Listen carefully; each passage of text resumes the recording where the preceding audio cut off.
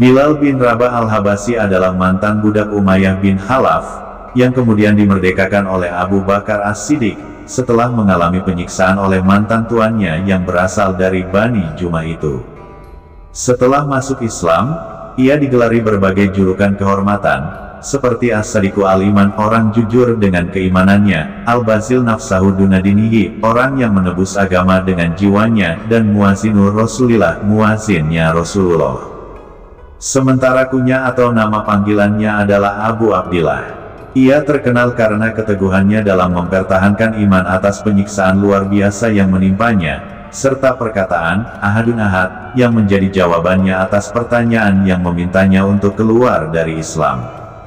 Bilal lahir di daerah As-Saha sekitar 43 tahun sebelum hijrah, sehingga diperkirakan ia masuk Islam pada umur 30 tahun. Ayahnya bernama Rabah, yang merupakan seorang budak. Sedangkan ibunya yang bernama Hamamah, juga seorang budak wanita berkulit hitam, yang tinggal di Mekah dan mengabdi kepada keluarga Bani Jumah. Karena kondisi dan perawakan ibunya tersebut, sebagian orang memanggil Bilal dengan sebutan Ibnu As-Sauda atau putra wanita hitam. Bilal adalah seorang budak berkulit hitam keturunan Habasyah, sekarang Ethiopia. Ia dibesarkan di kota Ummul Qura, Mekah, sebagai seorang budak milik keluarga Bani Abdu Ad-Dar, lebih tepatnya keluarga Bani Jumah. Saat ayahnya meninggal, Bilal diwariskan kepada Umayyah bin Khalaf, seorang tokoh penting kaum Quraisy. Ketika Mekah dihebohkan dengan kemunculan seseorang yang menjadi Rasul, yang menyerukan kalimat Tauhid, Bilal adalah kelompok orang yang pertama memeluk Islam, walau statusnya masih menjadi seorang budak. Saat Bilal masuk Islam, hanya ada beberapa orang yang telah mendahuluinya memeluk agama baru itu. Seperti Ummul Mukminin Khadijah binti Huwailid, Abu Bakar As-Siddiq, Ali bin Abu Thalib, Ammar bin Yasir bersama ibunya, Sumayyah, Suhaib Ar-Rumi, dan Miqdad bin Aswad. Orang Quraisy yang paling banyak menyiksa Bilal adalah Umayyah bin Khalaf tuannya, bersama para algojo. Mereka menghantam punggung Bilal dengan cambuk, tetapi Bilal hanya berkata, Ahad, Ahad, Allah Maha Esa. Mereka menindih dada Bilal dengan batu besar yang panas, Bilal pun hanya berkata, Ahad, Ahad. Mereka semakin meningkatkan penyiksaannya, namun Bilal tetap mengatakan, Ahad, Ahad. Mereka memaksa Bilal agar memuji Lata dan Uzza, tapi Bilal justru memuji dan mengagungkan Allah dan Rasul-Nya. Mereka terus memaksanya, ikutilah yang kami katakan. Bilal menjawab, lidahku tidak bisa mengatakannya. Pada akhirnya Sayyidina Bilal dibebaskan oleh Abu Bakar, sehingga status Bilal bukan lagi seorang budak, melainkan sudah menjadi manusia merdeka. Berikut adalah diantara keistimewaan Sayyidina Bilal bin Rabah radhiyallahu anha. Terompahnya sudah di surga. Dalam sebuah hadits diceritakan bahwa Rasulullah pernah mendengar suara terompah Bilal di surga. Hadis ini diriwayatkan oleh Imam Bukhari dalam sahihnya dan Imam Muslim dalam kitabnya. Menjadi muazin pertama dan tetap di masa Rasulullah Shallallahu Alaihi Wasallam.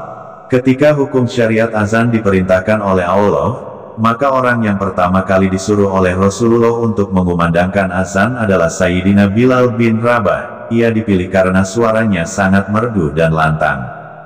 Ia dikenal sebagai muazin pertama dalam Islam. Ia merupakan satu di antara 3 muazin di masa Rasulullah bersama dengan sahabat Abu Mahzurah al-Jumahi dan Abdullah bin Umi Maktum. Setidaknya, ada 4 alasan mengapa Bilal diangkat menjadi penyeru azan untuk umat Islam, untuk yang pertama kalinya.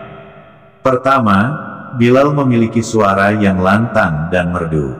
Kedua, Bilal sangat menghayati kalimat-kalimat azan.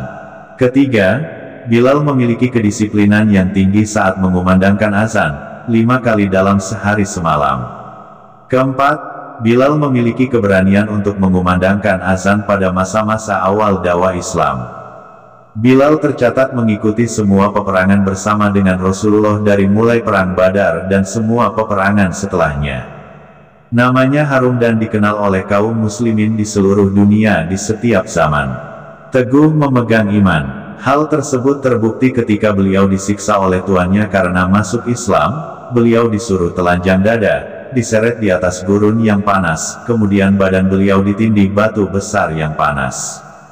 Itu semua dilakukan agar Sayyidina Bilal mau keluar dari Islam. Namun yang keluar dari mulut Bilal adalah, Ahad. Ahad, Allah yang Maha Ahad. Hingga akhirnya beliau dimerdekakan oleh Sayyidina Abu Bakar radhiyallahu anhu dengan harga yang sangat mahal.